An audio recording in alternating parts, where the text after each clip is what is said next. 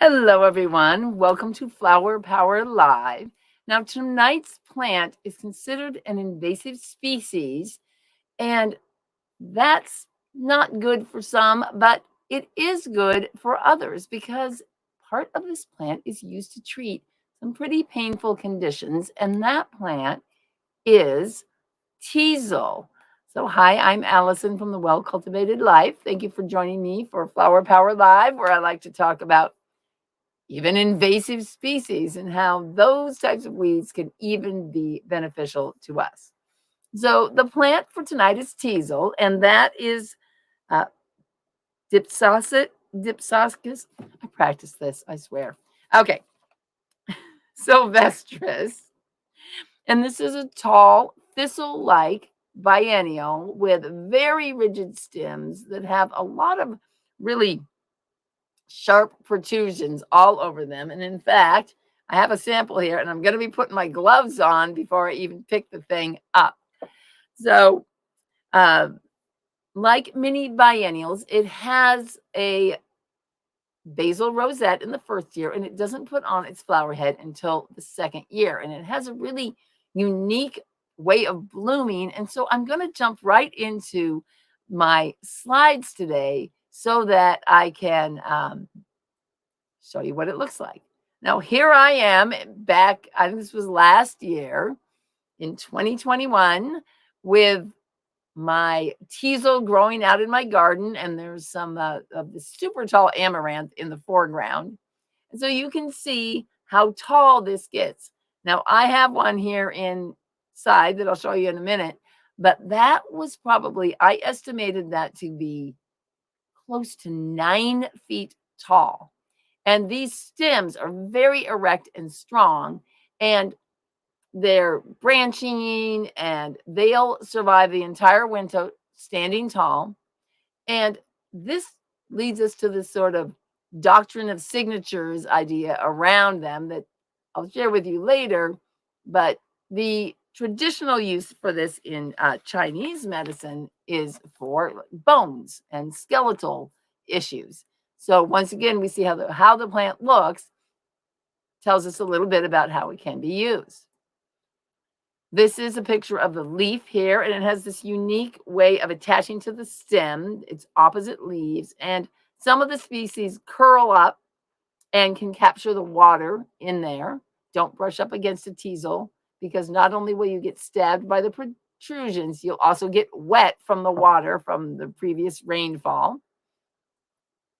And here is a picture of a young, on the left, that's a young bud that's just starting to open. And then on the right is a flower that's open, and it has these really cool, almost spider leg looking types of pieces that go around it. And the flowers bloom in a very unusual way. They'll bloom in a ring around just one section of the plant. And then later they might bloom at the bottom of the plant, but it's always the entire circle of the plant. And I'm guessing that's in part so that the insects that pollinate it, the bumblebees love it, can kind of walk around in a circle and get pollen and pollinate. And they're teeny tiny little flowers in there. So there's tons of these flowers in every single flower head. Now, like I said, it gets very tall, and it does have one of the best kinds of cool silhouettes, which is one of the reasons why it was brought over here, mostly for a decorative cut flower. And this, I love this cool picture of teasel in the snow. The one on the right is a picture of teasel growing in my garden. And let's see, do I have another slide? Nope, I have my card. So I want to show you the ones that I have here in person as well. So this, on my protective gloves, is one of the the seed heads. And it looks, this is actually a lot softer than it looks. And it was used, another reason why it was transported here was that it was used for carding wool or combing wool. And in fact, the word teasel comes from the word to tease, which means to disentangle fibers, like to tease things apart. So these heads were used for teasing wool and combs and things like that. But you can see how sharp those spikes are on the stems. It's really painful to pick them up. I couldn't resist bringing this whole giant one in here. Now, this is the one I said was about 9 feet, but you can see how it branches out. It's quite a substantial and dramatic plant, and it always gets a lot of attention when it's growing anywhere. Now, where I grew up in Oregon, you see this all on the roadside, all over the place. And then this is, well, I dug this up and then quickly realized that it was 2. But this is what the rosette looks like. And these got huge this year. I think I had too much chicken fertilizer in there. But what we're going to do is harvest it for this root. This is an awesome root. A lot of times I'll get just like a little fibrous one. But this tap root here is what's harvested for the actual plant medicine. So after this show, oh my goodness, stuff all over my notes and my keyboard. After the show, I'll be going upstairs and chopping that up and drying it so it can be used to make a tincture. And that's usually how it's prepared. So now you wouldn't want to plant this in your garden unless you were an herbalist. And because you can see that the flower that I showed you is going to make thousands of seeds, and you end up with just a carpet of baby teasels all over the area wherever you plant it. But of course, I am an herbalist and I do harvest it. So that's why I grow it intentionally in my garden. And the reason why is, like I said, this is helpful for some really painful conditions. And one of those is Lyme arthritis. Now, I have been going through Lyme for a number of years, and I do use Teasel at certain times when I'm kind of having a sort of an outbreak. But this European version of Teasel was really not used at all for any sort of medicinal use until like the late 20th century, when an herbalist kind of introduced it into work, William Lasassier. And there is a Asian teasel is called, which is the Dipsacus japonica, and that does have a long history of use, and that was for fractures, rheumatism, torn tendons, and bruises. So anything kind of in the musculoskeletal system is what this was used for. Now, according to Matthew Wood, it's mostly for catastrophic injuries of the joints and tendons, especially the large joints like your shoulders, hips, knees, and then also anytime when there's just like a complete breakdown of the joints and muscles. Now, I quote Matthew Wood a lot because he is one of the most brilliant minds and so good at basically putting pieces together to sort of determine between his practice that he does. He's had an active practice for decades, and also just the way that he thinks about things. So he was the first person that kind of made the connection that, wow, this might be usable for treating Lyme arthritis. And that's because the Lyme organism is a type called a spirochete. And there's another type of disease that we don't see as much anymore, at least not here in the United States, syphilis, which is also a spirochete. And a lot of the symptoms were similar between those two diseases. Now, he knew that the Asian Teasel could treat these types of symptoms.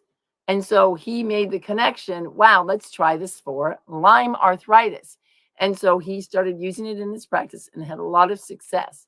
Now, Stephen Buhner, who wrote this book here, Healing Lyme, also talks a bit about Teasel in his book and says some of the same things about the sort of historic use of Teasel for especially knee inflammation, which is a big symptom of Lyme disease.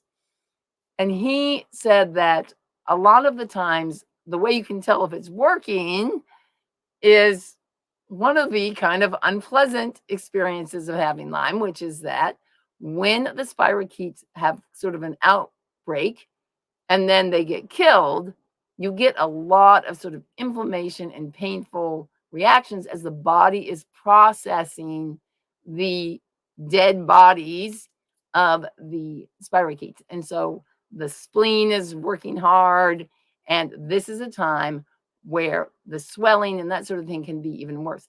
And that's when, for me anyway, I generally will use Teasel. It's not something I take every day, but it's a good sign when things get worse when you're taking something like this, because it means that it's working and it's actually killing off the organisms.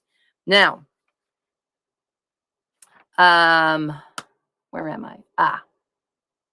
So this kind of experience of having one of these chronic painful diseases is incredibly exhausting, and that really relates to the flower essence and what type of conditions the flower essence works with. Now, when I was going to do Teasel, I went immediately to this book, Stars of the Meadow, and you can see that the picture on the front of this flower essence book by David Dalton is Teasel, and he has worked extensively with this plant, and he's even gone so far as to make a flower essence, multiple different essences, depending on where on the flower head the flowers are blooming. I haven't gotten into the details of which one and how they're different, but if it's like rose 5 through 7 is a different essence and has a slightly different characteristic. So I was like, well, I'm just going right to this book, and I'm not going to bother looking it up from anybody else. And so what David Dalton says is he has a kind of a saying for each of his essences. I hold my power. And so this essence is for anyone who is like weak or depleted, emotionally exhausted, confused, might be in a toxic relationship, or is codependent or abused, or even someone that might be in kind of like the wrong path. They're in the wrong career. They're going the wrong way. And when you're doing that, it's exhausting, right? So it's really about preventing energy loss. And one of the most effective places that he says this is used for is in a household where people are arguing and fighting a lot of time, because that is very depleting and very exhausting. And so that is one of the places he sees a lot of success. It's also just for energy leaks in our sort of energy body. So, we're electromagnetic, and we have we're giving and taking energy all the time. And so a lot of people can kind of be weakened in their kind of self-defense and can lose a lot of energy to other people, whether it be narcissists or just by excessive emotional outbursts and things like that. So what it does is it helps us to learn to use our energy the right way, and so not to waste it and not to end up losing a lot of energy. And one of the other things that can happen when you start taking Teasel flower essence is that you can begin to just kind of be more withdrawn and feel the need to be more solitary. And this is because one of the other one of the other things that the flower essence does is it helps you to kind of step back and see, well, what actually is happening? What am I actually doing that's causing this loss of energy? So that is really an important piece of it, because if all it did was help us and we never had an awareness about what was really going on, then we would not be able to make changes or take action to try to prevent this on our own. So it gives us that awareness about where we are losing energy. Now, today's card is from the Starseed Oracle deck. I haven't used a card from here in a long time, and I didn't have a card for Teasel. And I haven't, this deck doesn't really have anything to do with plants at all, but it's got some really cool messages on it. So I went ahead and drew a card from there. And I had to look up this word and how to pronounce it. It's a Welsh word, and it's hiraeth. And I'm sure that's completely wrong, but hiraeth.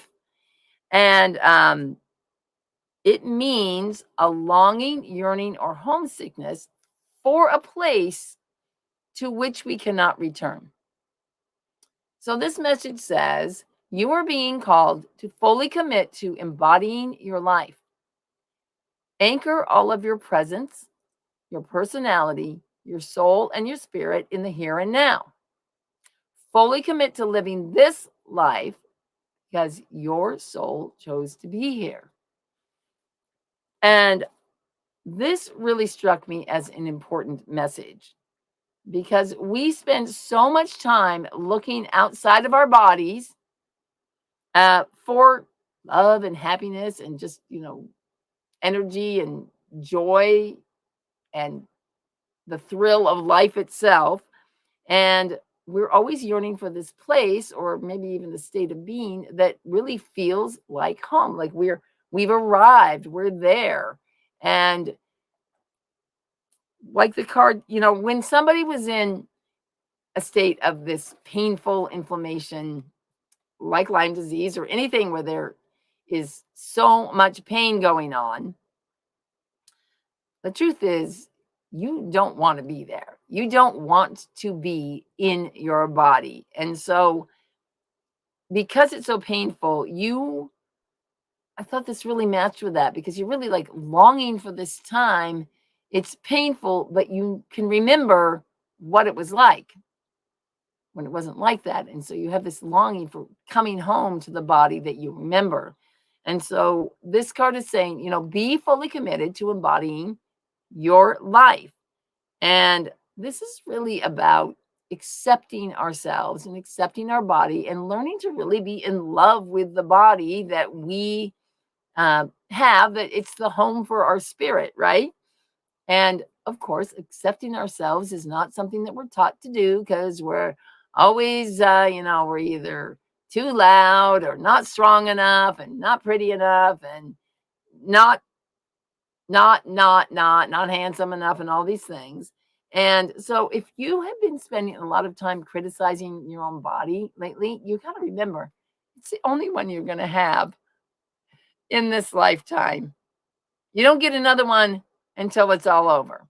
So try giving yourself just a little bit more love and remember this important message. There's nothing wrong with you, and you are just a beautiful whole soul just how you are. So that's the message from Teasel tonight and from our star seeds and all of the other great things about the plant. So thank you so much for joining me. If you're watching on YouTube, be sure to like and subscribe. And I have to make an important announcement, which is that this is my 98th Flower Power show. And I've made a decision that I'm going to do 2 more shows. I'm going to go to 100, and my final show is going to be on Halloween. It's going to be perfect. And I will be doing the last card from the Wheel of the Year. And then I'm going to be taking a break for probably a couple of months and coming back to either Flower Power or something, depending on what comes up for me. More around the first of the year. So I would love to hear from you. What is your favorite part about Flower Power and what would you like to see that sort of transform into in the new year? I know it's only October and I'm talking about New Year's, but I'd really love to get your feedback. So feel free to comment down below and let me know. So thanks again, everybody, for joining me and have a great night. Bye-bye.